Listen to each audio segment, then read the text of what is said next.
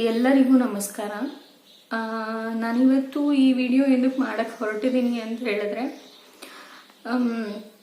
ಸಮಾಜಕ್ಕೆ ಒಂದು ಮೆಸೇಜ್ ಕೊಡಬೇಕು. ಇದರಿಂದ ಯಾರನ್ನೋ ಇದೇ ಥರ ಫೇಸ್ ಮಾಡ್ತಿದ್ರೆ ಅವ್ರು ಎಚ್ಚೆತ್ಕೊಂಡು ಇಮಿಡಿಯೇಟ್ ಆಗಿ ಟ್ರೀಟ್ಮೆಂಟ್ ಸ್ಟಾರ್ಟ್ ಮಾಡ್ಕೊಳ್ಬೇಕು, ಇಲ್ಲ ಹೋಮ್ ಐಸೋಲೇಷನ್ ಮಾಡ್ಕೊಳ್ಬೇಕು ಅಂತ ಹೇಳಬೇಕು ಅಂದ್ಬಿಟ್ಟು ನಾನು ಈ ವಿಡಿಯೋನ ಮಾಡ್ತಾ ಇದ್ದೀನಿ. ನಾನು ರೀಸೆಂಟ್ ಆಗಿ ನಮ್ಮ ಪಪ್ಪನ ಕಳ್ಕೊಂಡಿದ್ದೀನಿ. ಸೊ ತುಂಬಾ ಲಾಸ್ಟ್ ದಿನದವರೆಗೂ ನಾನು ಮಾತಾಡಿದ್ದೀನಿ, ಒಳಗೆ ಕೂಡ ಹೋಗಿ ಮಾತಾಡಿದ್ದೀನಿ. ತುಂಬಾ ಸ್ಟ್ರಾಂಗ್ ಆಗಿದ್ರು, ತುಂಬಾ ಆಕ್ಟಿವ್ ಆಗಿದ್ರು, ತುಂಬಾ ಮೊಬೈಲ್ ಅಂತ ಕೇಳ್ತಿದ್ರು. ನನ್ಗನ್ಸುತ್ತೆ ಮೊಬೈಲ್ ಕೊಟ್ಟಿದ್ರೆ ನಮ್ಮ ಪಪ್ಪ ಇಷ್ಟೊತ್ತಿಗೆ ಏನೇನ್ ಆಗ್ತಿದೆ, ಏನೇನ್ ವಿಡಿಯೋಸ್ ಅಂತ ಹೇಳ್ಬಿಡ್ರಿ. ಅವರು ತುಂಬಾ ಕೇಳ್ಕೊಂಡ್ರು. ಒಂದು 5th 6th ಡೇ ಆಗಿದಾದ್ಮೇಲೆ, ಇಲ್ಲಮ್ಮ ನನಗೆ ನಮ್ಮ ಮಮ್ಮಿ ಒಳಗೆ ಹೋದ್ರು, ಪಿ ಕಿಟ್ ಹಾಕೊಂಡು ಅವ್ರಿಗೆ ಕೇಳ್ಕೊಂಡ್ರು. ನನಗೆ ನೀನ್ ಬೇಕು ಅಂತ ಹೇಳಿದ್ರೆ ಕರ್ಕೊಂಡು ಹೋಗ್ಬಿಡು ಇಲ್ಲಿಂದ, ಇಲ್ಲೇ ಇದ್ರೆ ಸಾಯಿಸ್ಬಿಡ್ತಾರೆ ಇವರು, ನಾನು ಉಳಿಯಲ್ಲ, ನಾನು ಸತ್ತೋಗ್ತೀನಿ ಅಂತ ನನ್ನ ತಂಗಿ ಹತ್ರನೂ ಹೇಳಿದ್ದಾರೆ. ಅಂದ್ರೆ ಅವರು ಸುಮಾರು ಜನಕ್ಕೆ ಫುಡ್ ಕೊಟ್ಟಿದ್ದಾರೆ. ಕೊರೋನಾ ಟೈಮಲ್ಲಿ ತುಂಬಾ ಹೆಲ್ಪ್ ಮಾಡಿದ್ದಾರೆ. ಅವರಿಗೆ ನಾವು ಒಂದು ತುತ್ತು ಊಟ ಕೊಡಕ್ಕೂ ಆಗ್ಲಿಲ್ಲ, ಒಂದ್ ಸ್ವಲ್ಪ ವಾಟರ್ ಕೊಡಕ್ಕೂ ಆಗ್ಲಿಲ್ಲ. ಇಂಥ ಪರಿಸ್ಥಿತಿ ಯಾವ ಫ್ಯಾಮಿಲಿಗೂ ಬರಬಾರ್ದು. ನಮ್ಮಪ್ಪ ಕಡೆಗೆ ನೀರ್ ಕೊಡ್ದಿರಾನು ಇದಾಗೋಂಗ್ ಆಗ್ಬಿಟ್ರಲ್ಲ ಅನ್ಸ್ತು. ಹಿಂದಿನ ದಿನ ನಾನು ಹೋಗಿ ಮಾತಾಡ್ಸಿದ್ದೆ, ಸ್ಟ್ರಾಂಗ್ ಪಪ್ಪ ನೀವು ಪರ್ಮನೆಂಟ್ ಆಗಬೇಕು, ಹಠ ಮಾಡಬಾರದು, ಬರ್ತೀನಿ ಅಂತ, ಇನ್ನು 2 ದಿನ ಟ್ರೀಟ್ಮೆಂಟ್ ತಗೊಂಡು ಬನ್ನಿ ಅಂತ. ಅಂಡ್ ವೆಂಟಿಲೇಟರ್ಸ್ ಕೂಡ ಚೇಂಜ್ ಮಾಡಲ್ಲ ಡಾಕ್ಟರ್ಸ್. ವೆಂಟಿಲೇಟರ್ 10 ದಿನ ಆಗಿದೆ ನಮ್ಮ ಪಪ್ಪಂಗೆ, ಹಾಕಿ ಸ್ಮೆಲ್ ಬರ್ತಿರುತ್ತೆ ಅನ್ಸುತ್ತೆ, ಕೇಳಿರ್ತಾರೆ ಡಾಕ್ಟರ್ನ, ಚೇಂಜ್ ಮಾಡಿಲ್ಲ. ಮತ್ತೆ ನಾನು ಓದುವಾಗ ನಮ್ಮ ಪಪ್ಪ ಯಾರ ಹತ್ರನೂ ಏನಕ್ಕೂ ರಿಕ್ವೆಸ್ಟ್ ಮಾಡ್ಕೊಳಲ್ಲ, ಅಷ್ಟು ಸ್ಟ್ರಾಂಗ್ ಪರ್ಸನ್, ಒಂಥರ ದರ್ಪ ಇದ್ದಿದ್ದ ಪರ್ಸನ್. ನನಗೆ ಕೇಳಿದ್ರು, ಪ್ಲೀಸ್ ಅಮ್ಮ ಈ ವೆಂಟಿಲೇಟರ್ ಚೇಂಜ್ ಮಾಡಿಸ್ತೀಯಾ ಅಂತ 5-6 ಟೈಮ್ಸ್ ಕೇಳಿದ್ರು. ನಾನು ಚೇಂಜ್ ಮಾಡಿಸ್ದೆ. ಅದನ್ನು ಅವ್ರಿಗೆ ಮಾನವೀಯತೆ ಇಲ್ಲ, ಅದಕ್ಕೂ 500 ಬಿಲ್ ಮಾಡಿರ್ತಾರೆ. ಕ್ಯೂ ಗಟ್ಲೆ ಇರುತ್ತೆ ಮೆಡಿಸಿನ್ಸ್ ತಗೊಳಕ್ಕೆ. ₹1 ಕಡಿಮೆ ಇದ್ರು ನಿಮ್ಗೆ 15,000 20,000 ಮೆಡಿಸಿನ್ ಕೊಡಲ್ಲ. ಒಂದಿನದ ಬೆಡ್ ಚಾರ್ಜ್ 25,000, ಮೆಡಿಸಿನ್ ಚಾರ್ಜ್ 15,000 18,000. 10 ದಿನಕ್ಕೆ 4 ಲಕ್ಷ 4.25 ಲಕ್ಷ ಬಿಲ್ ಮಾಡಿದ್ದಾರೆ ನಮ್ಮ ಪಪ್ಪಂಗೆ. ಹಿಂದಿನ ದಿನ ಹೇಳ್ತಾರೆ ತುಂಬಾ ಚೆನ್ನಾಗಿದ್ದಾರೆ, ತುಂಬಾ ಕೋಪಪ್ ಮಾಡ್ತಿದ್ದಾರೆ, 90 ಇದೆ 80 ಇದೆ ಅಂತೆಲ್ಲ ಹೇಳ್ತಾರೆ. ಅವತ್ತೊಂದ್ ಸ್ವಲ್ಪ ಕಣ್ಣು ಚೋಲಿರ್ತೀವಿ, ನಿದ್ದೆ ಮಾಡಿರ್ತೀವಿ, ಊಟ ಚೆನ್ನಾಗಿ ಮಾಡಿರ್ತೀವಿ. ಅವತ್ತೊಂದಿನ ಮಾಡಿದ್ರೆ ಮತ್ತೆ ನಮ್ಗೆ 3 ದಿನ ಊಟ ಇರಲ್ಲ, ಹಂಗ ಹೇಳ್ಬಿಡ್ತಾರೆ ಸುದ್ದಿ. ಇಮಿಡಿಯೇಟ್ ಕರೀತಾರೆ ಡಾಕ್ಟರ್ಸ್, ಇನ್ನೊಂದು 5 ಮಿನಿಟ್ಸ್ ಅಲ್ಲಿ ಪೈಪ್ ಹಾಕ್ಬೇಕು, ಇಮಿಡಿಯೇಟ್ ಡಿಸಿಷನ್ಸ್ ಹೇಳಿ, ಇದು ಕೊನೆ ಸ್ಟೆಪ್ ಟ್ರೀಟ್ಮೆಂಟು ಅಂತಾರೆ. ನಾನು, ನನ್ನ ತಂಗಿ, ನಮ್ಮಮ್ಮ ಅಷ್ಟೇ. ನಾವು 3 ಒದ್ಲಾಡಿದ್ದು, 10 ದಿನ ನಾವು 3 ಓಡಾಡಿದ್ದು. ಅಂದ್ರೆ ನಿಮ್ಗೆ ಈ ಟೈಮಲ್ಲಿ ಗೊತ್ತಾಗುತ್ತೆ ಯಾರು ನಿಮ್ಮವರು ಯಾರು ಬೇರೆಯವರು ಅಂತ. ತುಂಬಾ ಜನ ಹೆಲ್ಪ್ ಮಾಡಿದ್ದಾರೆ, ಅವ್ರಿಗೆಲ್ಲರಿಗೂ ಥ್ಯಾಂಕ್ ಯು ಸೋ ಮಚ್. ತುಂಬಾ ಜನ ಹೆಲ್ಪ್ ಮಾಡಿದ್ದಾರೆ. ಅಂಡ್ ಹಂಗ್ 70 ಇರುವಾಗ್ಲೂ ನಮ್ ಡ್ಯಾಡಿನೇ ಹೋಗಿ ಅವ್ರ ಬೆಡ್ ತಗೊಂಡಿದ್ದಾರೆ. ಅಂದ್ರೆ ನಮ್ ಡ್ಯಾಡಿನೇ ಕಾಲ್ ಮಾಡಿ ಅವ್ರ ಫ್ರೆಂಡ್ ಅನ್ನು ಕಾಂಟ್ಯಾಕ್ಟ್ ಮಾಡಿ, ಗೊತ್ತಿರೋ ಒಬ್ರು ಅಂಕಲ್, ಅವ್ರು ತುಂಬಾ ಹೆಲ್ಪ್ ಮಾಡಿದ್ದಾರೆ. ಹಂಗೆ ಸ್ವಲ್ಪ ಜನ ಊರಿನ ಜನ ಹೆಲ್ಪ್ ಮಾಡಿದ್ದಾರೆ, ಫ್ರೆಂಡ್ಸ್ ಹೆಲ್ಪ್ ಮಾಡಿದ್ದಾರೆ. ಆದ್ರೆ ಹತ್ರ ಅಂತಿರ್ತಾರಲ್ವ, ಅವ್ರು ಯಾರು ನಿಮ್ಗೆ ಹತ್ರ ಅಲ್ಲ ಅಂತ ಈ ಟೈಮಲ್ಲಿ ಗೊತ್ತಾಗುತ್ತೆ. ಇಷ್ಟೆಲ್ಲ ನಾವು ಪಟ್ಬಿಟ್ಟು ಜೀವ ಹೋಗ್ಬೇಕಾ? ಗೌರ್ಮೆಂಟ್ ಏನ್ ಮಾಡ್ತಿದೆ? ಆಂಧ್ರ ಗೌರ್ಮೆಂಟ್ ನೋಡಿ, ತಮಿಳ್ನಾಡು ಗೌರ್ಮೆಂಟ್ ನೋಡಿ ಏನ್ ಮಾಡ್ತಿದ್ದಾರೆ ಅಂತ ಹೇಳ್ಬಿಟ್ಟು ನೀವೇನ್ ಮಾಡ್ತಿದ್ದೀರಾ? ಯಾಕೆ ಇಷ್ಟೊಂದು ಸಾವು ಬ್ಯಾಂಗ್ಳೂರಲ್ಲೇ ಆಗ್ತಿದೆ? ಏನ್ ಮಾಡ್ತಿದೆ ಗೌರ್ಮೆಂಟ್ ಅಂತ ನಂಗೆ ಗೊತ್ತಿಲ್ಲ. ಇವಾಗ ನೋಡಿದ್ರೆ ಇನ್ನ ನರಕ. ನಮ್ ಡ್ಯಾಡಿ ತುಂಬಾ ಒಂದು ಇನ್ನೇನು ಈ ಸೀನ್ಸ್ ಎಲ್ಲ ಇವಾಗ ಏನ್ ನೋಡ್ತಿದ್ದೀರಾ ನ್ಯೂಸ್ ಅಲ್ಲಿ, ಅದಕ್ಕಿಂತ ಮುಂಚೆ ನಮ್ ಡ್ಯಾಡಿ ಎಕ್ಸ್ಪೈರ್ ಆಗಿದ್ದು 1 ಡೇ ಮುಂಚೆ.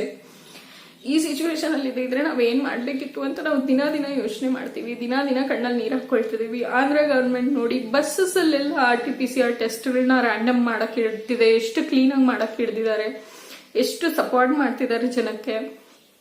ಆದ್ರೆ ಬ್ಯಾಂಗ್ಳೂರಲ್ಲಿ ಹಂಗಿಲ್ಲ ಸಿಚುವೇಶನ್ಸ್. ಯಾರು ಹೊರಗೆ ಬರ್ತಿಲ್ಲ, ಏನೇನ್ ಆಗ್ತಿದೆ, ಏನೇನ್ ಜನ ಫೇಸ್ ಮಾಡ್ತಿದ್ದಾರೆ, ಏನೇನ್ ಬೆಡ್ ಸಿಗ್ತಿದ್ಯಾ ಇಲ್ವಾ, ಆಕ್ಸಿಜನ್ ಇದೆಯಾ ಇಲ್ವಾ, ಬಾಯಲ್ಲಿ ಒಂದ್ ಮಾತು ಹೇಳ್ತಾರೆ, ಆಕ್ಸಿಜನ್ ಇದೆ, ಅಷ್ಟು ಸಪ್ಲೈ ಆಗೋಗ್ತಿದೆ, ಇಷ್ಟು ಸಪ್ಲೈ ಆಗೋಗ್ತಿದೆ, ಎಲ್ಲ ಕೊಡ್ತೀವಿ ಅಂತ. ಬಟ್ ಅಟ್ ಪ್ರೆಸೆಂಟ್ ಸಿಚುವೇಶನ್ ನೋಡ್ತಿದ್ದೀರಾ, ಹಿಂಗಿಲ್ಲ. ಒಂದೊಂದು ಹಾಸ್ಪಿಟಲ್ ನಿಮಗೆ ಬೆಡ್ ಬೇಕು ಅಂತ ಹೇಳಿದ್ರೆ ನಾವು ಪೇ ಮಾಡಿದ ಬಗ್ಗೆ ತುಂಬಾ ಕಷ್ಟಪಟ್ಟಿದೀವಿ. ತುಂಬಾ ಕಷ್ಟಪಟ್ಟು ನಮ್ಮ ಅಪ್ಪನ ಉಳಿಸ್ಕೊಬೇಕು ಅಂತ ಪೇ ಮಾಡಿದ್ದು. 4 lakh ಬಿಲ್ ಮಾಡಿದ್ದಾರೆ. ಹೆಂಗಂದ್ರೆ ನಿಮಗೆ ಬೆಡ್ಡಿಗೆ ಒಂದು ಚಾರ್ಜ್ 25,000, ಮತ್ತೆ ಮೆಡಿಸಿನ್ ಸಪ್ರೇಟ್ ತಗೊಳ್ಬೇಕು. ಆ ಮೆಡಿಸಿನ್ ಸಪ್ರೇಟ್ ತಗೊಳಕ್ಕೆ ಕ್ಯೂ ನಿಂತ್ಕೊಳ್ಬೇಕು. ಕ್ಯೂ ನಿಂತ್ಕೊಳ್ಬೇಕು, ಅದು ಸೋಷಿಯಲ್ ಡಿಸ್ಟೆನ್ಸಲ್ಲಿ ನಿಂತ್ಕೊಂಡಿರ್ತೀರ, ಆ ಬಿಸಿಲಲ್ಲಿ ನಿಂತ್ಕೊಂಡಿರ್ತೀರ, ಮೊದಲೇ ಟೆನ್ಷನಲ್ಲಿ ಹೋಗಿರ್ತೀರ.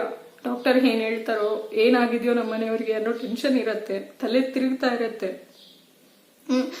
ಕ್ಯೂ ಅಲ್ಲಿ ನಿಂತಿರ್ತೀರ, 18,000 ಬಿಲ್ ಅಂತಾರೆ. 18,000 ನೀವು ಕೈ ಕೊಟ್ಟು ಬಿಲ್ ರೆಡಿ ಆಗಿದ್ದಾದ್ಮೇಲೆ ಹೋಗಿ ಒಂದೊಂದೇ ಟ್ಯಾಬ್ಲೆಟ್ ಅವ್ರು ತೆಗಿಯೋದು. ಅಲ್ಲಿವರೆಗೂ ನಿಮಗೆ ಕೊಡಲ್ಲ. ಅಲ್ಲಿ ಪೇಷಂಟ್ಗೆ ಇಮಿಡಿಯೇಟ್ ಎಮರ್ಜೆನ್ಸಿಯಿಂದ ಮೆಡಿಸಿನ್ ಕೊಡ್ಬೇಕಂದ್ರೂ ತೆಗಿಯಲ್ಲ. ಅಂಡ್ 18,000, 20,000, 15,000 ಮೆಡಿಸಿನ್ಸ್ ತರಿಸ್ಕೊಳ್ತಾರಲ್ಲ, ಅಷ್ಟು ಹಾಕೊಳ್ತಾರ. ಅವ್ರಿಗೆ ಅಷ್ಟು ಶಕ್ತಿ ಇರುತ್ತೆ. ಸ್ಟ್ರಾಪ್ ಟ್ಯಾಬ್ಲೆಟ್ಸ್ ತರಿಸ್ಕೊಳ್ತಾರಲ್ಲ, ಅವ್ರು ಅಷ್ಟು ಹಾಕೊಳ್ತಾರ, ಅವ್ರು ಅಷ್ಟು ನುಂಗ್ತಾರ ಪೇಷಂಟ್ಸು. ಯಾರು ನುಂಗಲ್ಲ, ಇಲ್ಲ ಅದರಲ್ಲೂ ದಂಧೆ. ತರಿಸ್ಕೊಳ್ತಾರೆ, ಮತ್ತದನ್ನ ಎಲ್ಲಿ ಕೊಡ್ತಾರೋ ಗೊತ್ತಿಲ್ಲ, ಹೆಂಗ್ ವಾಪಸ್ ಆಗೋದೋ ಗೊತ್ತಿಲ್ಲ. ಆ ರೆಮ್ಡಿಸಿವಿಯರ್ ಇಂಜೆಕ್ಷನ್ 6 ಕೊಡ್ತಾರೆ, ಅದು 5,400. ಕೆಲವೊಂದ್ ಕಡೆ 800 ಸಿಗತ್ತೆ, ಕೆಲವೊಂದ್ ಕಡೆ 8,000 ಆಗಿದೆ. ಇವಾಗ ಅದ್ರ ಬಗ್ಗೆ ಎಲ್ಲ ನೋಡ್ತಿದ್ರೆ ಇನ್ನೂ ನೋವಾಗತ್ತೆ. 15,000, 20,000 ಎಲ್ಲಿ ತರೋದು? ಹೆಂಗ್ ತರ್ತಾರೆ ಬಡವರು? ಹೆಂಗ್ ಅವ್ರ ಮನೆಯವ್ರನ್ನ ಉಳಿಸ್ಕೊಳ್ತಾರೆ? ಹಂಗಾದ್ರೆ ಬಡವರೆಲ್ಲ ಸಾಯ್ಬೇಕಾ? ಮಿಡ್ಲ್ ಕ್ಲಾಸ್ ಅವರೆಲ್ಲ ಸಾಯ್ಬೇಕಾ? ಸಾವುಕಾರಿಗೆ ಮಾತ್ರ ಈ ಕಾಯಿಲೆ ಬರ್ಬೇಕಾ? ಸೊ ಯಾರು ಬರಲ್ಲ, ಏನು ಬರಲ್ಲ. ತುಂಬಾ ತುಂಬಾ ಕಷ್ಟದಲ್ಲಿ ನಮ್ಮ ಮನೆಯವ್ರನ್ನ ನಾವು ನೋಡ್ಬೇಕಾಗಿರೋ ಸಿಚುವೇಶನ್ಸ್ ಎದುರಾಗೋಯ್ತು. ನನ್ಗಾದ್ರೆ ತುಂಬಾ ತುಂಬಾ ಕೈ ಕಾಲೇ ಆಡೋದಿಲ್ಲ. ಏನ್ ಫ್ಯೂಚರ್, ಹೆಂಗೆ ಪಪ್ಪ ಇಲ್ದಿರ ಇರೋದು ಅಂತ ದಿನ ನಿದ್ದೆ ಬರಲ್ಲ, ದಿನ ಯೋಚನೆ ಬರುತ್ತೆ. ಅಂದ್ರೆ ಬೇರೆ ಯಾರಿಗೂ ಈ ತರ ಆಗ್ಬಾರ್ದು, ಬೇರೆ ಯಾರು ಈ ತರ ಏನು ಸಫರ್ ಆಗ್ಬಾರ್ದು ಅಂತ ಹೇಳಿದ್ರೆ ಇನಿಷಿಯಲ್ ಸ್ಟೇಜಸ್ ಅಲ್ಲೇ ನೋಡ್ಕೊಳ್ಳಿ. ಬರೋಕ್ಕಿಂತ ಮುಂಚೆನೆ ಪ್ರಿಕಾಷನ್ಸ್ ತಗೊಳ್ಳಿ. ಬಂದಾಗ್ಲೂ ಇನಿಷಿಯಲ್ ಸ್ಟೇಜಸ್ ಅಲ್ಲೇ ನೀವು ಇದನ್ನ ಗೊತ್ತು ಮಾಡ್ಕೊಂಡು ಮನೇಲೆ ಐಸೋಲೇಟ್ ಆಗಿ, ಸರ್ಟನ್ ಮೆಡಿಕೇಶನ್ಸ್ ಇರುತ್ತೆ ಅದಕ್ಕೂ. ವಿಟಮಿನ್ ಸಿ ಕಂಪಲ್ಸರಿ ತಗೊಳ್ಳಿ. ಫ್ಲೂವಿರ್ ಅಂತ ಒಂದು ಸಿಗತ್ತೆ, ಅದು ಕಾಫ್ಗೆಲ್ಲ ಒಳ್ಳೇದು. ಮತ್ತೆ ಕೆಲವೊಂದು ಟ್ಯಾಬ್ಲೆಟ್ಸ್ ಇದೆ, ಅದನ್ನ ನೀವು ಒಂದ್ಸತಿ ಕ್ಲಿನಿಕಲ್ ಡಾಕ್ಟರ್ನ ಯಾರನ್ನ ಕನ್ಸಲ್ಟ್ ಮಾಡಿ ಟ್ಯಾಬ್ಲೆಟ್ಸ್ ಕೊಡ್ತಾರೆ, ಅದನ್ನ ತಗೊಂಡು ಐಸೋಲೇಟ್ ಆಗಿಬಿಟ್ಟು ನಿಮ್ಮನ್ನು ನೀವು ರಕ್ಷಣೆ ಮಾಡ್ಕೊಳ್ಳಿ. ಬಟ್ ಆದರೆ ಈ ಥರ ಸಿಚುವೇಶನ್ಸ್ ಅಲ್ಲಿ ಯಾರನ್ನೂ ಇಡಬೇಡಿ. ಯಾರನ್ನೂ ಈ ಥರ ಸಿಚುವೇಶನ್ಸ್ ಅಲ್ಲಿ ನೋಡೋಕ್ಕೆ ಯಾರೂ ಇಷ್ಟಪಡಲ್ಲ. ನಮ್ಗೆ ಅನ್ಸ್ಬಿಟ್ಟಿತ್ತು ನಮ್ಮ ಶತ್ರುಗಳಿಗೂ ಬೇಡ ಈ ಥರ ಹಿಂಸೆ ಅಂತ. ಬೆಳಗ್ಗೆ ಇಲ್ಲಿಂದ ಎದ್ದೇಳೋದು, ಬಸ್ಸಲ್ಲಿ ಹೋಗ್ತಾ ಭಯ, ಅಲ್ಲಿ ಹೋದ್ರೆ ಭಯ, ಮೆಡಿಸಿನ್ ಕ್ಯೂ ಅಲ್ಲಿ ನಿಂತ್ಕೊಳ್ಳೋದು, ಡಾಕ್ಟರ್ ಏನ್ ಹೇಳ್ತಾರೆ ಅಂತ ಭಯ, ಅವ್ರು ಹೇಳಿದಾದ್ಮೇಲೆ ಮತ್ತೆ ಮನೆಗೆ ಬರೋದು, ಊಟ ತಿಂಡಿ ಇಲ್ಲ, ಮತ್ತೆ ನಿದ್ದೆ ಅಲ್ಲಿ ಭಯ, ಭೀತಿ. ಹಂಗೆ ಸೆಕೆಂಡ್ ಡೇ ನಾನು ಫೇಂಟ್ ಆಗ್ಬಿಟ್ಟಿದ್ದೆ ಹಾಸ್ಪಿಟಲ್ ಅಲ್ಲಿ. ಫೇಂಟ್ ಆಗ್ಬಿಟ್ಟು ಇದೆಲ್ಲ ಹೊಸ, ಅದು ಇದೆಲ್ಲ ನೋಡಿಲ್ಲ. ನಮ್ಮ ಪಪ್ಪ ಹೇಳ್ತಾರೆ ಸೆಕೆಂಡ್ ಥರ್ಡ್ ಡೇ ಕಾಲ್ ಮಾಡ್ಬಿಟ್ಟು, ನೀವ್ ಇಲ್ಲಿಗೆ ಬರ್ಬೇಡ್ರಮ್ಮ, ನೀವು ನನಗೋಸ್ಕರ ಇಲ್ಲಿಗೆ ಬರಬೇಡಿ, ನಿಮ್ಗೆ ಇನ್ಫೆಕ್ಷನ್ಸ್ ಆಗೋಗುತ್ತೆ, ನೀವು ಪ್ರಾಬ್ಲಮ್ ಫೇಸ್ ಮಾಡ್ತೀರಾ, ನಾನು ಇಲ್ಲೇ ಮೆಡಿಕೇಶನ್ಸ್ ಕೊಟ್ಬಿಡಿ ಅಂತ ಅವ್ರಿಗೆ ಅಮೌಂಟ್ ಕೊಟ್ರೆ ಕೊಡ್ತಾರೆ ಅಂತ. ಹೆಂಗ್ ಅನ್ಸೇ ಬೇಡ ನಮ್ಗೆ, ನಮ್ಮಪ್ಪ ಬರ್ಬೇಡ ಅಮ್ಮ ಇಲ್ಲಿ ತನಕ ಅಂತ ಹೇಳ್ತಾ ಇದಾರೆ. ಅಂದ್ರೆ ಮತ್ತೆ ಹೇಳ್ತಾರೆ 4-5 ಡೇಸ್ ಆಗಿದ್ದಾದ್ಮೇಲೆ ಚಿತ್ರಹಿಂಸೆ ಕೊಡ್ತಾರಮ್ಮ ಇವರು, ನನಗೆ ಬದುಕ್ಸಲ್ಲ, ಪ್ಲೀಸ್ ಕರ್ಕೊಂಡು ಹೋಗ್ಬಿಡಿ ಅಂತ. ನಾವು ಮೊಬೈಲ್ ಕೊಟ್ಟಿರ್ಲಿಲ್ಲ. ಆ ತಪ್ಪು ಯಾರು ಮಾಡಬೇಡಿ. ಮೊಬೈಲ್ ಕೊಡಿ, ನಿಮ್ಮ ಅಪ್ಪಂದ್ರಿಗೆ, ನಿಮ್ಮ ಮನೆಯವ್ರು ಯಾರೇ ಒಳಗಡೆ ಇದ್ರು ಮೊಬೈಲ್ ಕೊಡಿ. ಒಳಗೆ ಏನ್ ಮಾಡ್ತಿರ್ತಾರೆ ಅನ್ನೋದು ಕೆಲವೊಂದು ಟೈಮ್ ಗೊತ್ತಾಗುತ್ತೆ ಮೊಬೈಲ್ ಕೊಟ್ಟಿದ್ರೆ, ಅಥವಾ ಇಲ್ಲಾಂದ್ರೆ ಅವ್ರು ಆಕ್ಟಿವ್ ಆಗಿರ್ತಾರೆ. ನಮ್ಮ ಪಪ್ಪ ಯಾವಾಗ್ಲೂ ಕಾಮಿಡಿ ಶೋಸ್ ನೋಡ್ತಿದ್ರು, ಅಂಡ್ ಅವ್ರಿಗೆ ಖುಷಿ ಆದವಾಗ ಯಾವ ವಿಡಿಯೋ ನೋಡ್ತಿದ್ರು, ನಮ್ಮ ಹತ್ರ ಹೇಳ್ಕೊಳ್ಳೋರು. ಖುಷಿ ಆಗುವಾಗ ಈ ವಿಡಿಯೋ ನೋಡ್ತಿದೀನಿ, ಖುಷಿ ಆಗುವಾಗ ಈ ಸಾಂಗ್ ಕೇಳ್ತೀನಿ, ದುಃಖ ಆಗುವಾಗ ಈ ಸಾಂಗ್ ಕೇಳ್ತೀನಿ ಅಂತೆಲ್ಲ. ಅವ್ರಿಗೆ ಅದು ಸರ್ಟೇನ್ ಥಿಂಗ್ಸ್ ಇತ್ತು. ಅವ್ರು ಮೊಬೈಲಿಗೆ ತುಂಬಾ ಅಟ್ಯಾಚ್ ಆಗಿದ್ರು, ವಿಡಿಯೋಸ್ ಮಾಡ್ತಿದ್ರು, ಅವರು ಸರ್ಟೇನ್ ಮೆಡಿಕೇಶನ್ಸ್ ವಿಡಿಯೋಸ್ ಮಾಡಿ ಹಾಕ್ತಿದ್ರು. ಸೊ ತುಂಬಾ ಅಟ್ಯಾಚ್ ಆಗಿರೋ ಪರ್ಸನ್ಸ್ ಇರ್ತಾರೆ. ಅಂಡ್ ಮೊಬೈಲ್ ಇದ್ರೆ ಅವ್ರ ಮೈಂಡ್ ಡೈವರ್ಟ್ ಆಗ್ಬೋದು, ಅಥವಾ ಇನ್ನೂ ಸ್ಟ್ರಾಂಗ್ ಆಗ್ಬೋದು, ಅಥವಾ ಏನೋ ಒಂದು ಅಲ್ಲಿ ಏನ್ ನಡೀತಾ ಇದೆ ಅನ್ನೋದನ್ನ ಅವ್ರು ತೆಗೆದು ತೋರಿಸ್ಬೋದು. ಯಾಕಂದ್ರೆ ಕೆಲವೊಂದು ಹಾಸ್ಪಿಟಲ್ ಅವರು ನಿಮ್ಗೆ ಒಳಗೆ ICU ಒಳಗೆ ಬಿಡೋದು ಕೂಡ ಬಿಡಲ್ಲ. ICU ಒಳಗೆ ನಿಮ್ಮನ್ನ ಬಿಡಲ್ಲ. ಅವಾಗ ನಿಮ್ಗೆ ಅವ್ರು ಏನ್ ಹೇಳಿದ್ರೆ ಅದನ್ನೇ ನೀವು ನಂಬಬೇಕು. ಆಕ್ಸಿಜನ್ ಸ್ಯಾಚುರೇಷನ್ 70 ಇದೆ ಅಂತಾರೆ, 60 ಇದೆ ಅಂತಾರೆ, ಬಟ್ ಅಲ್ಲಿ 90 ಇದ್ರು ನೀವು 70 ಇದೆ 60 ಇದೆ ಅಂತ ನಂಬೇಕಾಗುತ್ತೆ. ಸೊ ಮೊಬೈಲ್ ಕೊಡಿ. ಮೊಬೈಲ್ ಕೊಟ್ಟವಾಗ ಅವರೇ ಒಂದು ಇದು ತಗೊಳ್ಬೋದಲ್ಲ, ಒಂದು ಸ್ನ್ಯಾಪ್ ತೆಕ್ಕೊಂಡು ಕಳಿಸ್ತಾರೆ ನಿಮ್ಗೆ. ಆಕ್ಸಿಜನ್ ಎಷ್ಟಿದೆ, ಏನ್ ಲೆವೆಲ್ ಇದೆ, ಹೆಂಗ್ ಡಾಕ್ಟರ್ ಟ್ರೀಟ್ ಮಾಡ್ತಿದ್ದಾರೆ, ವಿಡಿಯೋಸ್ ಮಾಡಿ ಕಳಿಸ್ತಾರೆ. ನನ್ಗೆ ಕನ್ಫರ್ಮ್ ಇದೆ ನಮ್ಮ ಪಪ್ಪ ವಿಡಿಯೋ ಮಾಡಿ ಕಳ್ಸಿರೋರು ನಮ್ಗೆ ಏನಾಗ್ತಿದೆ ಏನು ಅಂತ. ಅಷ್ಟು ಕೇಳ್ಕೊಂಡ್ಬಿಟ್ರು. ಕರ್ಕೊಂಡು ಹೋಗ್ರಮ್ಮ, ಇರಲ್ಲ, ಇಲ್ಲಿ ನಾನು ಇದ್ರೆ ಸತ್ತು ಹೋಗ್ತೀನಿ ಅಂತ ಕೇಳ್ಕೊಂಡ್ರು. ಬಟ್ ನಮ್ಗೆ ಆ ಸಿಚುವೇಶನ್ ಹೆಂಗಿತ್ತು ಅಂತ ಹೇಳಿದ್ರೆ, ಡಾಕ್ಟರ್ನ ಕೇಳಿದ್ವಿ, 3-4 ಟೈಮ್ಸ್ ಕೇಳಿದ್ವಿ. ನಮ್ಮ ತಾತ ಕೇಳ್ತಿದ್ದಾರೆ, ನಮ್ಮ ಪಪ್ಪನ ಕರ್ಕೊಂಬಂದ್ಬಿಡ್ತೀವಿ ಮನೆಗೆ, ತಾತ ನೋಡ್ಬೇಕಂತೆ ಅಂತಿಲ್ಲ, ನಮ್ಮ ಪಪ್ಪನ ಪಪ್ಪ ಇದ್ದಾರೆ. ಸೊ ಹಂಗೆಲ್ಲ ಕೇಳಿದವಾಗ ಡಾಕ್ಟರ್ ಡಿಸ್ಚಾರ್ಜ್ ಮಾಡಕ್ ರೆಡಿ ಇಲ್ಲ, ನಮಗೆ ಭಯ ಹಿಡಿಸ್ತಾರೆ, ನೀವು ಟ್ರಾನ್ಸ್ಪೋರ್ಟ್ ಮಾಡುವಾಗ ಏನೇನೋ ಆಗ್ಬಿಡ್ಬೋದು, ಡೆತ್ ಆಗ್ಬಿಟ್ರೆ ನಾವು ಡೆತ್ ಸರ್ಟಿಫಿಕೇಟ್ ಕೊಡೋದಿಲ್ಲ, ತುಂಬಾ ಭಯ ಹಿಡಿಸ್ತಾರೆ, ತುಂಬಾ ನೋವಾಗುತ್ತೆ. ಅಂಡ್ ನಮ್ಮಿಂದನೇ ನಮ್ಮ ಪಪ್ಪ ಏನೋ ಆಗ್ಬಿಟ್ರೆ ಕರ್ಕೊಂಬರುವಾಗ ಅಂತ ನಮ್ಗೊಂದು ಗಿಲ್ಟ್ ಫೀಲ್ ಇರುತ್ತೆ, ಭಯ ಆಗುತ್ತೆ. ಟ್ರೀಟ್ಮೆಂಟ್ ಚೆನ್ನಾಗಿ ಮಾಡ್ತಾರಲ್ಲ, ಅಲ್ಲೇ ಇರಿಸೋಣ ಅಂತ ಡಾಕ್ಟರ್ ಮೇಲೆ ನಂಬಿಕೆ ಇರುತ್ತೆ, ಸೊ ಅಲ್ಲೇ ಇರಿಸ್ತೀವಿ. ಮತ್ತೆ ಏನಾಗುತ್ತೆ, ಮತ್ತೆ ಕಾಲ್ ಮಾಡ್ತಾರೆ ನಮ್ಮಪ್ಪ ಬೇರೆ ಮೊಬೈಲಿಂದ, ಅಲ್ಲಿ ನೋಡ್ಕೊಳ್ಳೋರ್ಗೆ ಸ್ವಲ್ಪ ನಾವು ಹೇಳಿದ್ವಿ ನೋಡ್ಕೊಳ್ಳಿ ಅಂತ ಕಾಲ್ ಮಾಡ್ತಾರೆ. ಕಾಲ್ ಮಾಡಿಬಿಟ್ಟು ನನ್ನ ಕೈಯಲ್ಲಿ ಇರೋಕ್ಕಾಗಲ್ಲ, ಇಷ್ಟು ಟೈಮ್ ಒಳಗೆ ನೀವು ಬಂದು ಕರ್ಕೊಂಡು ಹೋಗಿಲ್ಲ ಅಂದ್ರೆ ನಾನು ಸತ್ತು ಹೋಗ್ತೀನಿ, ಬಿಲ್ ಎಲ್ಲ ಕ್ಲಿಯರ್ ಮಾಡಿಬಿಟ್ಟು ಕರ್ಕೊಂಡು ಹೋಗಿ ಅಂತ. ನಮ್ಮಮ್ಮನ ಮೇಲೆ ಆದ್ರೆ ಪಾಪ ಸ್ವಲ್ಪ, ನಮ್ಮಮ್ಮ ಆದ್ರೂ ಭಯ ಪಡ್ತಾರೆ, ಕರ್ಕೊಂಡು ಹೋಗ್ತಾರೆ ಅಂತ ಜೋರು ಮಾಡಿದ್ದಾರೆ. ಕರ್ಕೊಂಡು ಹೋಗ್ತೀಯಾ ಇಲ್ವಾ, ನನ್ನ ಕರ್ಕೊಂಡು ಹೋಗ್ತೀಯಾ ಇಲ್ವಾ, ನಿನಗೆ ಬೇಕಾದ್ರೆ ಕರ್ಕೊಂಡು ಹೋಗು ಅಂತ ಕೇಳಿದ್ದಾರೆ. ಅದೆಲ್ಲ ನಮ್ಗೆ ಇವಾಗ ಎಷ್ಟು ಗಿಲ್ಟ್ ಫೀಲ್ ಅನ್ಸುತ್ತೆ, ಎಷ್ಟು ನೋವಾಗುತ್ತೆ. ಸೊ ಇಷ್ಟೊಂದು ನೆಗ್ಲಿಜೆನ್ಸಿ ಮಾಡಬಾರ್ದು, ಯಾವ ಡಾಕ್ಟರ್ಸು ಮಾಡಬಾರ್ದು. ಆ್ಯಂಡ್ ಅವ್ರಿಗೆ ಏನ್ ಬೇಕೋ ಅದನ್ನ ಪ್ರಾಪರ್ ಆಗಿ ಟ್ರೀಟ್ ಮಾಡಬೇಕು. ಅಂಡ್ ಅದೆಲ್ಲ ಆಗಿದ್ದಾದ್ಮೇಲೆ ಏನ್ ಮಾಡಿದ್ರು ಗೊತ್ತಿಲ್ಲ, ಅಲ್ಲಿವರೆಗೂ ನಮ್ಮಪ್ಪ ತುಂಬಾ ಸ್ಟ್ರಾಂಗ್ ಆಗಿದ್ರು. ಸ್ಟಾಫ್ ಎಲ್ಲ ಬಂದು ನಿಂತ್ಕೊಂಡ್ಬಿಡ್ತಾರೆ, ನೀವು ಒಳಗಡೆ ಹೋಗಿ ನಿಮ್ ಪೇರೆಂಟ್ಸ್ನ ನೋಡ್ಬೇಕು ಅಂತಂದವಾಗ ಒಂದ್ ಕಡೆ ರಿಸೆಪ್ಷನಿಸ್ಟ್ ನಿಂತ್ಕೊಳ್ತಾರೆ, ಒಂದ್ ಕಡೆ ಟ್ರೀಟ್ ಮಾಡೋರು ನಿಂತ್ಕೊಳ್ತಾರೆ, ಒಂದ್ ಕಡೆ ಡಾಕ್ಟರ್ ನಿಂತ್ಕೊಳ್ತಾರೆ. ನೀವಿಲ್ಲಿ ನಿಂತಿರ್ತೀರಾ, ನಿಮ್ ಮನೆಯವ್ರ ಮಾತು ಕೇಳ್ತಿರ್ತೀರಾ ಅಂದ್ರೆ ಸುತ್ತು ನಿಮ್ಮಿಂದ 4-5 ಜನ ನಿಂತಿರ್ತಾರೆ. ಅದಾಗಿದ್ದಾದ್ಮೇಲೆ ಏನ್ ಮಾಡಿದ್ರು ಗೊತ್ತಿಲ್ಲ. ಅದನ್ನು ಒಂದಿನ ನಮ್ಮ ಪಪ್ಪ ಹೇಳಿದ್ರು, ಬರೀ ಇಂಜೆಕ್ಷನ್ಸ್ ಕೊಡ್ತಾರೆ, ಮಲಗಿಸ್ಬಿಡ್ತಾರೆ ಅಂತೆಲ್ಲ. ಬಟ್ ಯಾವ್ದು ನಿಜ ಯಾವ್ದು ಸುಳ್ಳು ನಮ್ಮ ತಲೆಗೆ 108 ಬರುತ್ತೆ.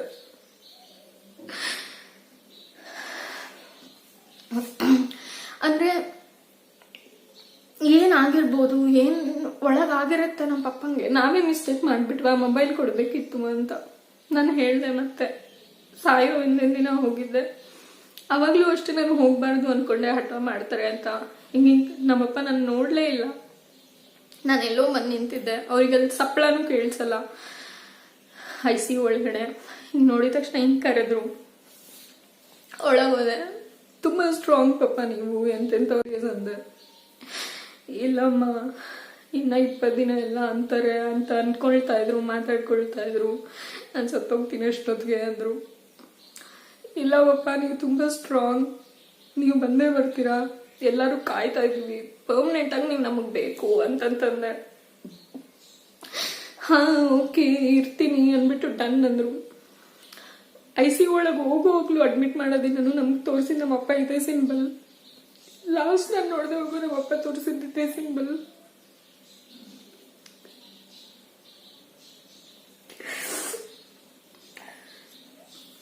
ಸೊ ಇದೆಲ್ಲ ಒಂಥರ ಮರೆಯಕ್ಕಾಗದೇ ಇರುವಂತ ನಾವು.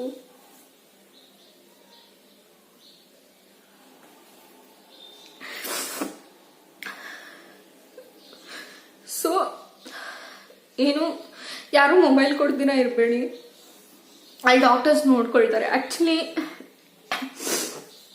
ನಾವು ಫಸ್ಟ್ 3-4 ಡೇಸಲ್ಲಿ ಕೇಳ್ದವಾಗ ಮೊಬೈಲ್ ಕೊಡಬೇಡಿ ಅಂದ್ರು, ಹಾಗಾಗಿ ನಾವು ಕೊಟ್ಟಿರಲಿಲ್ಲ.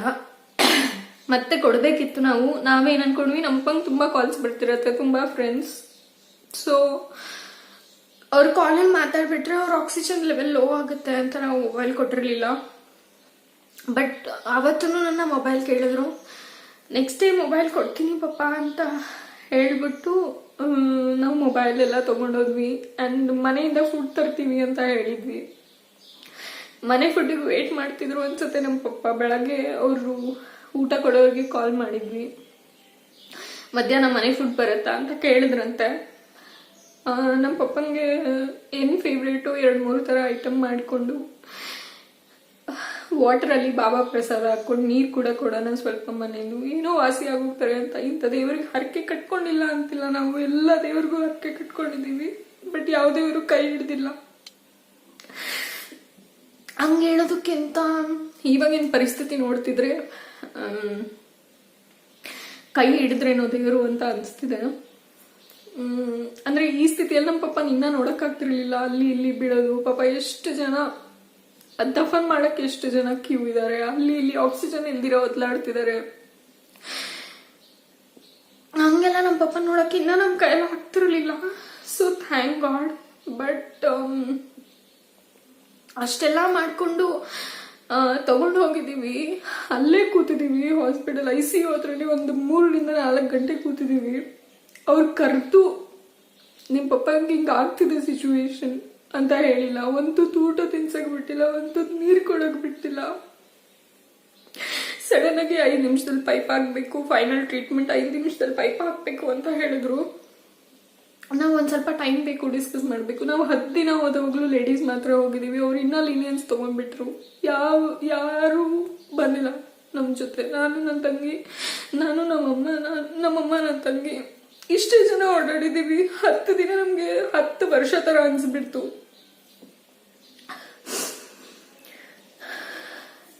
ಈ ತರ ಕಷ್ಟ ಯಾರಿಗೂ ಬೇಡ.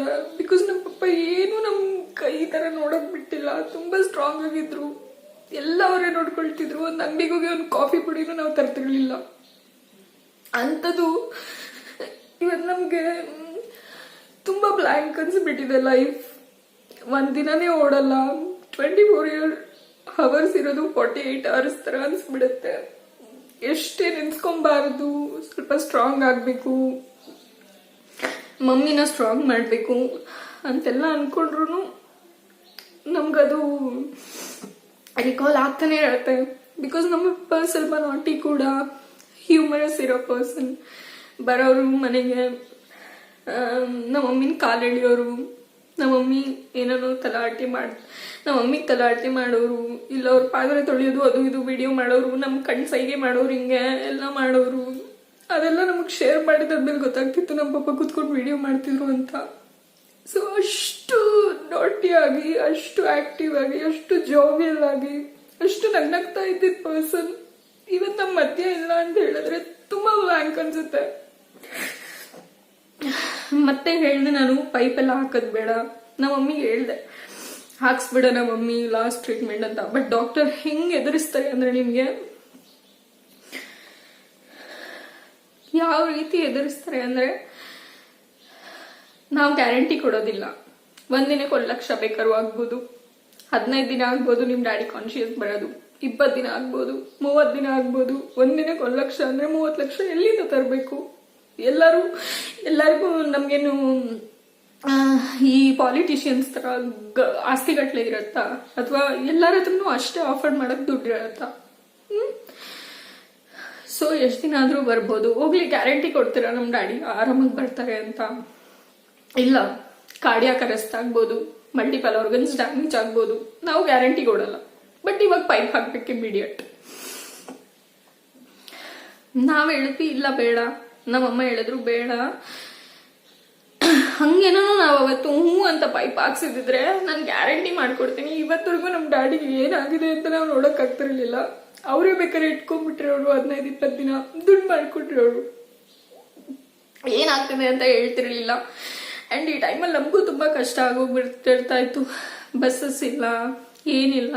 ಈ ಟೈಮಲ್ಲಿ ಇನ್ನೂ ತುಂಬಾ ಸ್ಪ್ರೆಡ್ ಆಗೋಗ್ಬಿಟ್ಟಿದೆ, ತುಂಬಾ ನೋಡಕ್ ಆಗ್ತಿಲ್ಲ. ಇಂಥ ಸಿಚುವೇಶನ್ಸ್ ಎಲ್ಲ ಆಗಿರೋದು.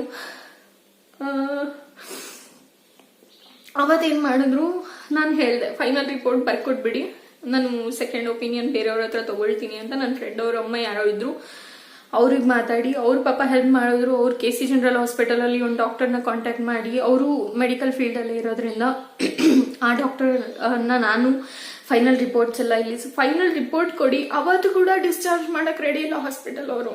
ನಿಮ್ಗೆ ಹೇಳ್ತಾ ಇರೋದು ನಾವು ಅರ್ಥ ಆಗ್ತಿಲ್ಲ, ಇನ್ನೂ ಟ್ರೀಟ್ಮೆಂಟ್ ಕೊಡ್ಬೇಕು, ಅವ್ರು ನೀವು ಆಂಬ್ಯುಲೆನ್ಸ್ ಅಲ್ಲಿ ಹಾಕೊಂಡಾಗೆ ಪ್ರಾಣ ಹೋಗ್ಬಿಡತ್ತೆ ಅಂತಾರೆ. ಅಂದ್ರೆ ಸರ್ಟನ್ ಟೈಮ್ಸ್ ಅವ್ರು ಹೇಳೋದು ಕರೆಕ್ಟ್ ಅನ್ಸುತ್ತೆ, ಸರ್ಟನ್ ಟೈಮ್ಸ್ ಹಂಗಾದ್ರೆ ಪೈಪ್ ಹಾಕ್ಸಿದ್ರೆ ಹೆಂಗೆ? ಇನ್ನ 15 ಡೇಸ್ ಆಗ್ಬೋದು, 20 ಡೇಸ್ ಆಗ್ಬೋದು, ಆರ್ಗನ್ಸ್ ಎಲ್ಲ ಡ್ಯಾಮೇಜ್ ಆಗ್ಬೋದು. ಕಡೆಗೂ ನಮ್ಮ ಪಪ್ಪನ ಸಾಯಿಸಿನೇ ತಾನೇ ಕಳ್ಸೋದು. ಕುತ್ಕೊಂಡು ಎಷ್ಟ್ ಚೆನ್ನಾಗಿ ನಮ್ಮ ಹತ್ರ ಎಲ್ಲ ಮಾತಾಡ್ಕೊಂಡು ನಕ್ಕೊಂಡು ಆಂಬ್ಯುಲೆನ್ಸ್ ಎಲ್ಲ ಹೋಗಿ ಒಳಗೋಗು ಡನ್ ಅಂತ ಹಿಂಗ್ ಹೇಳಿ ಹಿಂಗ್ ಸ್ಮೈಲ್ ಮಾಡಿ ಒಳಗೋಗಿದ್ ನಮ್ಮ ಪಪ್ಪ ಡೆಡ್ ಬಾಡಿ ಆಗಿ ಮನೆಗೆ ಬಂದ್ರು.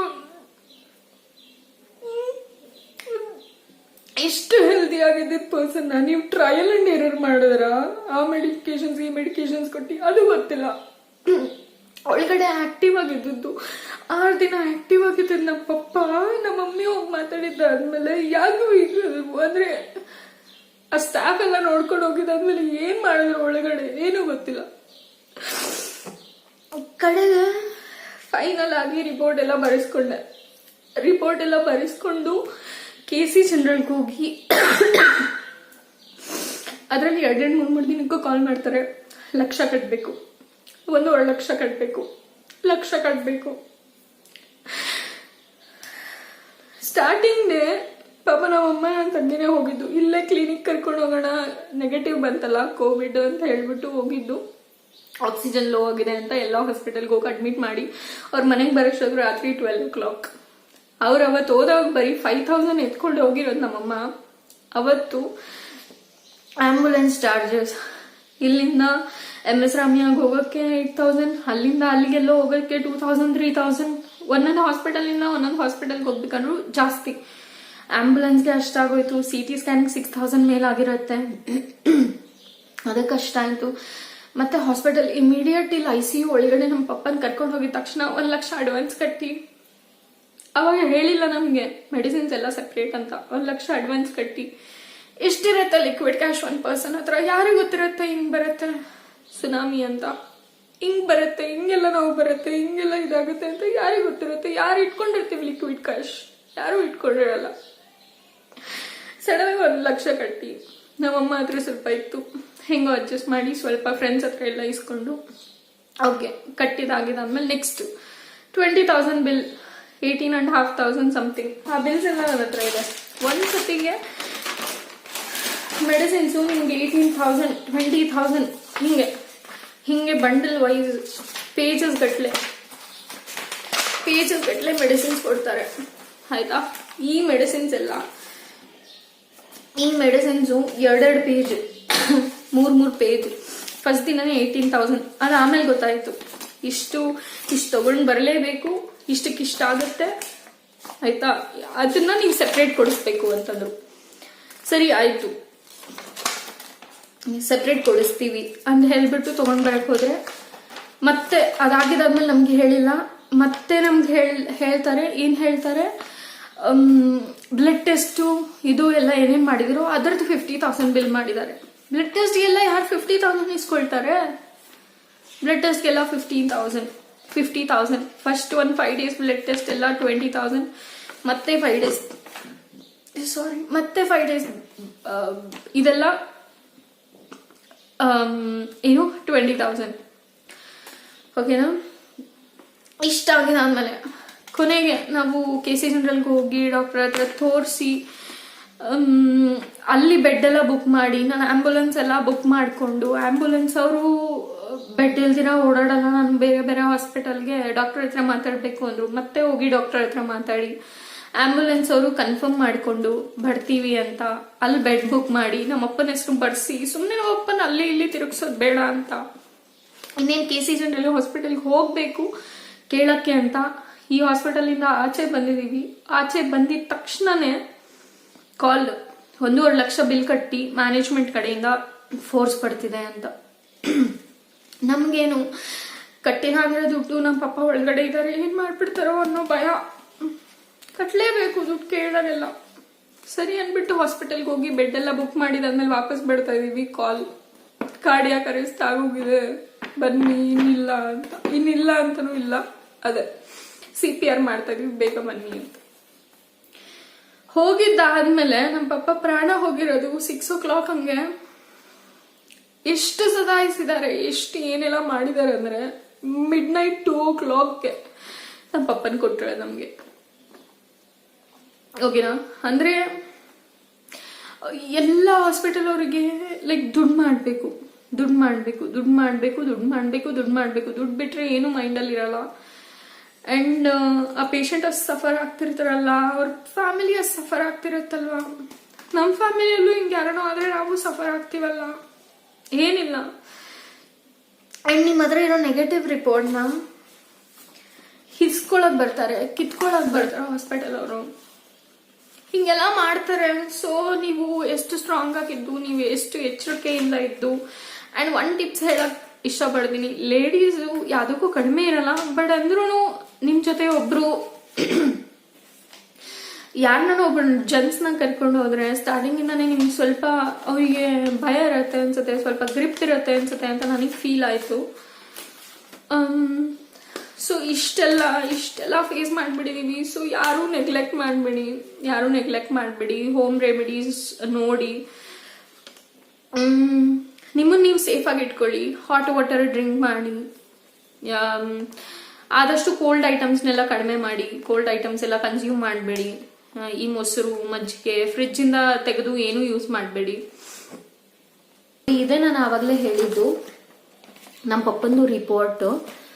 ಸೊ ಇದು RT-PCR ರಿಪೋರ್ಟ್ ಓಕೆನಾ, ನೋಡಿ ಕಾಣಿಸ್ತಿದ್ಯಾ, ಆಂಟಿಜೆನ್ ನೆಗೆಟಿವ್ ಅಂತ ಇರುತ್ತೆ. ಸೊ ನೆಗೆಟಿವ್ ಅಂದ ತಕ್ಷಣ ನೆಗ್ಲೆಕ್ಟ್ ಮಾಡೋದಕ್ಕಾಗೋದಿಲ್ಲ. ನಾರ್ಮಲ್ ಏನೋ ಆರಾಮಾಗಿದ್ದೀನಿ ನಾನು ಅಂತ ಅನ್ಕೊಂಡು ನಾರ್ಮಲ್ ಇಂಜೆಕ್ಷನ್ಸು, ನಾರ್ಮಲ್ ಫೀವರ್ ಅಂತ ನೆಗ್ಲೆಕ್ಟ್ ಮಾಡೋಕ್ಕಾಗೋದಿಲ್ಲ.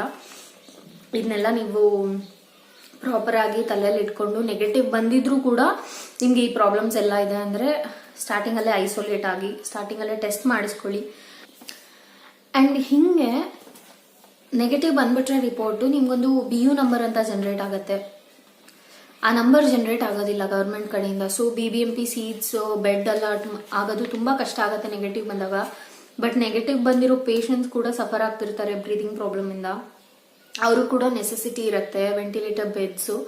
ಸೊ ಅವರು ಕೂಡ ನೆಗ್ಲೆಕ್ಟ್ ಮಾಡ್ದಿರ ನೆಗೆಟಿವ್ ಬಂದಿರೋರು ಕೂಡ ಟ್ರೀಟ್ ಮಾಡಬೇಕು. ಅವರು ಕೂಡ ವೆಂಟಿಲೇಟರ್ ಬೆಡ್ನ ಅಲಾಟ್ ಮಾಡಿಕೊಡ್ಬೇಕು ಗೌರ್ಮೆಂಟ್. ಬಟ್ ಅದು ಯಾವುದೂ ಆಗ್ತಿಲ್ಲ, ಆ ನಂಬರ್ ಬರೋ ತನಕ ಕಾಯಬೇಕು. ಹಂಗಂದ್ರೆ ಇನ್ನೊಂದ್ಸತಿ ನಿಮಗೆ ಟೆಸ್ಟ್ ಮಾಡಿಸ್ಬೇಕು. ಇನ್ನೊಂದ್ಸತಿ ಯಾವಾಗ ಪಾಸಿಟಿವ್ ಬರುತ್ತೋ ಅಷ್ಟೊಂದು ನೀವೇ ಸತ್ತೋಗ್ಬಿಟ್ಟಿರ್ತೀರ. ಆವಾಗ ಅವ್ರು ನಿಮ್ಗೆ ಬೆಡ್ ಕೊಡೋಕ್ಕೆ ಟ್ರೈ ಮಾಡ್ತಾರೆ. ಓಕೆನಾ. ಆ್ಯಂಡ್ ವೆಂಟಿಲೇಟರ್ ಚೇಂಜ್ ಮಾಡಿದ್ರಲ್ಲ, ನಾನು ಆವಾಗಲೇ ಹೇಳ್ತಿದ್ದೆ, ವೆಂಟಿಲೇಟರ್ ಚೇಂಜ್ ಮಾಡೋದಕ್ಕೆ ನಿಮ್ಗೆ ಆ ಮಾಸ್ಕಿಗೆ 500 ಅಂತ ಹೇಳ್ಬಿಟ್ಟಿದ್ದೀನಿ ಮುಂಚೆ ವಿಡಿಯೋದಲ್ಲಿ. 500 ಅಲ್ಲ, 5,000 ಚಾರ್ಜ್ ಮಾಡಿದ್ದಾರೆ. ಆ್ಯಂಡ್ ನಮ್ಮ ಪಪ್ಪನ ಕರ್ಕೊಂಬರೋ ಇನ್ನಿನ ದಿನ ಕೂಡ ನಮಗೆ ಬಿಲ್ಲು 1,14,000 ಸಮಥಿಂಗ್ ಆಗಿರೋದು, ಅಥವಾ 4,000 ಸಮಥಿಂಗ್. ನಾವು ನೆಕ್ಸ್ಟ್ ಡೇ ಕೇಳಿದವಾಗ 1,45,000 ಸಮಥಿಂಗ್ ಆಗಿದೆ. 4,000 ಇರೋದು 45, ಅಂದರೆ 4,000 ಇರೋದು ಪ್ಲಸ್ 25,000 ಎಷ್ಟಾಗಬೇಕು? 1,29,000 ಏನೋ ಆಗಬೇಕು. ಇದೇನಾಗಿದೆ ನಮ್ಗೆ 1,45,000. ಯಾಕೆ ಅಂತ ಕ್ವಶನ್ ಮಾಡಿದವಾಗ ನಮಗೆ ಗೊತ್ತಾಗಿದ್ದು, ಆ ವೆಂಟಿಲೇಟರ್ ಮಾಸ್ಕ್ ಚೇಂಜ್ ಮಾಡೋದಕ್ಕೆ 500 ಏನೋ ಹಾಕಿದ್ದಾರೆ, ಯಾವುದೋ ಒಂದು ಟ್ಯಾಬ್ಲೆಟ್ ಹಾಕಿದ್ದಾರೆ, ಅದಕ್ಕೂ 500 ಹಾಕಿದ್ದಾರೆ. ವೆಂಟಿಲೇಟರ್ ಚೇಂಜ್ ಮಾಡಿರೋದು ಮಾಸ್ಕಿಗೆ 5,000 ಹಾಕಿದ್ದಾರೆ. ಸೊ ಹಿಂಗೆ ಯಾವುದಾದ್ರ ಮೇಲೆ ಬಿಲ್ ಆ್ಯಡ್ ಮಾಡ್ಬೋದು, ಎಲ್ಲಾದ್ರ ಮೇಲೆ ಬಿಲ್ ಆ್ಯಡ್ ಮಾಡಿಬಿಟ್ಟು ಬಿಲ್ ಜನರೇಟ್ ಮಾಡಿ ಒಟ್ನಲ್ಲಿ ನೀವು ದುಡ್ಡು ಕಟ್ಟೋ ತನಕ ಹಾಸ್ಪಿಟಲ್ ಅವ್ರು ಮಾಡ್ತಾರೆ. ಇದು ಅವರು ಮಾಡ್ಕೊಂಡಿರೋ ಟ್ಯಾಕ್ಟಿಕ್ಸು ಅಥವಾ ಏನೋ ಒಂದು ತಿಳಿಯಲ್ಲ. ನಾವು ಅಷ್ಟು ಒದ್ಲಾಡ್ತಾ ಇರ್ತೀವಿ, ಅಷ್ಟು ಪೇಷಂಟ್ನ ನೋಡಿ ನೊಂದ್ಕೊಳ್ತಾ ಇರ್ತೀವಿ, ಅಳ್ತಾ ಇರ್ತೀವಿ, ಮಾಡ್ತಾ ಇರ್ತೀವಿ. ಅವ್ರು ಯಾವುದು ಕನಿಕರ ಇಲ್ಲ. ದುಡ್ಡು ದುಡ್ಡು ದುಡ್ಡು. ಇವತ್ತು ನಾಳೆ ದಿನ ಪ್ರಪಂಚನೇ ಇರುತ್ತೋ ಇಲ್ವೋ ಗೊತ್ತಿಲ್ಲ, ಪ್ರಪಂಚನೇ ಮುಚ್ಚೋಗುತ್ತೆ. ಎಲ್ಲರಿಗೂ ಈ ರೋಗ ಬಂದು ಎಲ್ಲರೂ ಹಿಂಗಾಗ್ಬಿಟ್ಟು ಇದು ಮಾಡ್ತಾರೆ ಅಂತ ಅನ್ನೋ ಪರಿಸ್ಥಿತಿಗೆ ಬಂದ್ಬಿಟ್ರೆ ದುಡ್ಡಿಂದ ಏನಾಗುತ್ತೆ? ದುಡ್ಡಿಂದ ಏನೂ ಆಗಲ್ಲ. ದುಡ್ಡೇ ಎಲ್ಲ ಅಲ್ಲ ಪ್ರಪಂಚದ ಮೇಲೆ. ದುಡ್ಡಿಗೋಸ್ಕರ ಒಬ್ಬರ ಜೀವ ತೆಗಿಬಾರ್ದು. ಒಬ್ಬರ ಲೈಫ್ ರಿಸ್ಕಲ್ಲಿದೆ ಅಂತ ಗೊತ್ತಾದವಾಗ ಹೆಲ್ಪ್ ಮಾಡಬೇಕು. ಎಲ್ಲ ಪ್ರೈವೇಟ್ ಹಾಸ್ಪಿಟಲ್ಲು ಇವಾಗ ದುಡ್ಡು ಅನ್ನೋದನ್ನು ಮರೆತು ಬೆಡ್ಸ್ ಅರೇಂಜ್ ಮಾಡಿ ಈ ಟೈಮಲ್ಲಿ ಎಷ್ಟೊಂದು ಲೈಫ್ಸ್ನ ಉಳಿಸ್ಬೋದು. ಸೊ ಅದು ಒಂದು ಹೆಮ್ಮೆ ಅಂತಾನೂ ಅನ್ಸುತ್ತೆ. ಬೆಂಗಳೂರಲ್ಲಿ ಎಷ್ಟು ಪ್ರೈವೇಟ್ ಹಾಸ್ಪಿಟಲ್ಸ್ ಇದೆ, ಎಲ್ಲಾನು ಸೇವೆ ಮಾಡಕ್ಕೆ ಇಳಿತೀವಿ ಅಂತ ಆ ಥರ ಬ್ರಾಡ್ ಮೈಂಡಲ್ಲಿ ಥಿಂಕ್ ಮಾಡಿ, ಸೊ ಎಷ್ಟು ಬೇಕೋ ಲಿಮಿಟೆಡ್ ಚಾರ್ಜಸ್ ತಗೊಂಡು ಎಲ್ಲ ಬೆಡ್ಸ್ ಅರೇಂಜ್ ಮಾಡಿ ಎಲ್ಲರೂ, ಎಲ್ಲ ಪ್ರೈವೇಟ್ ಹಾಸ್ಪಿಟಲ್ಸೂ ಎಲ್ಲ ಜನರಿಗೆ ಸಾಥ್ ಕೊಟ್ಟರೆ ಕೊರೋನಾದಿಂದ ಮುಕ್ತ ಆಗ್ಬೋದು. ಇಡೀ ಬೆಂಗಳೂರು ಎಲ್ಲ ಲೈಫ್ಸ್ನ ಉಳಿಸ್ಕೊಳ್ಬೋದು ಅನ್ಸುತ್ತೆ ನನಗೆ. ಬಟ್ ನಮ್ಮ ಕೈಯಲ್ಲಿ ಏನೂ ಇರೋದಿಲ್ಲ, ಏನೂ ಮಾಡೋಕ್ಕಾಗೋದಿಲ್ಲ. ಯಾವ ಪ್ರೈವೇಟ್ ಹಾಸ್ಪಿಟಲ್ಗೂ ಅಷ್ಟು ಮ್ಯಾನೇಜ್ಮೆಂಟ್ ಅವ್ರಿಗೂ ಅಷ್ಟು ದೊಡ್ಡ ಮನಸ್ಸು ಇರೋದಿಲ್ಲ. ಸೊ ಹಾಗಾಗಿ ನಿಮ್ಮ ಸುರಕ್ಷತೆ ನಿಮ್ಮ ಕೈಯಲ್ಲಿರುತ್ತೆ. ನೀವೇ ನಿಮ್ಮನ್ನು ರಕ್ಷಿಸ್ಕೊಳ್ಬೇಕು. ನಿಮ್ಮ ಸೇಫ್ಟಿ ನಿಮ್ಮ ಕಡೆ ಇರಲಿ. ಆ್ಯಂಡ್ ತುಂಬ ಜನ ಕಷ್ಟಪಡ್ತಿದ್ದಾರೆ. ತುಂಬ ಜನ ಆಚೆ ಬಂದು ಡಾಕ್ಟರ್ಸ್ ಆಗಿರ್ಬೋದು, ಕೆಲವೊಂದು ಡಾಕ್ಟರ್ಸ್ ಚೆನ್ನಾಗಿ ಟ್ರೀಟ್ ಮಾಡೋರು ಇರ್ತಾರೆ. ಎಲ್ಲನೂ ನಾವು ತಪ್ಪಾಗಿ ನೋಡೋಕ್ಕಾಗಲ್ಲ. ಡಾಕ್ಟರ್ಸು, ಪೊಲೀಸು, ಎಷ್ಟೊಂದು ಜನ ಪಾಪ ನಮಗೋಸ್ಕರ ಡೈಲಿ ಎಸೆನ್ಷಿಯಲ್ ಮಾಡ್ತಾ ಇರೋ ಫಾರ್ಮಸಿಸ್ಟು, ಮೆಡಿಕಲ್ ಸ್ಟೋರ್ ಅವರು ಎಲ್ಲ ನಾನು ಹೇಳ್ತಿರೋದು ಕಷ್ಟಪಡ್ತಿರ್ತಾರೆ. ಅವ್ರು ಆಚೆ ಹೋಗಿ ಕಷ್ಟಪಡೋದು ನಮ್ಗೆ ಸೇಫ್ ಆಗಿರಬೇಕು, ನಾವು ಸೇಫ್ಟಿ ಇರಬೇಕು, ನಮಗೆ ಕರೆಕ್ಟ್ ಟೈಮ್ ಮೆಡಿಸಿನ್ ಸಿಗಬೇಕು ಅಂತೆಲ್ಲ. ನಾವು ಅನ್ನೆಸೆಸರ್ಲಿ ಆಚೆ ಹೋಗ್ಬಾರ್ದು. ಮನೇಲಿದ್ದು ಸೇಫ್ ಆಗಿರಿ, ಮನೆಯವ್ರನ್ನೆಲ್ಲ ಚೆನ್ನಾಗಿ ನೋಡ್ಕೊಳ್ಳಿ, ನಿಮ್ಮ ಮನೆಯವ್ರನ್ನ ಉಳಿಸ್ಕೊಳ್ಳಿ, ಸ್ಟೇ ಸೇಫ್. ಎಲ್ಲಾನು ಮನೆಯವ್ರನ್ನೆಲ್ಲ ಉಳಿಸ್ಕೊಳ್ಳಿ, ನಿಮ್ಮನ್ನ ನೀವು ಕಾಪಾಡ್ಕೊಳ್ಳಿ. Stay safe, stay home, stay healthy. ಎಲ್ಲರಿಗೂ ಒಳ್ಳೇದಾಗಲಿ. ಬಾಯ್.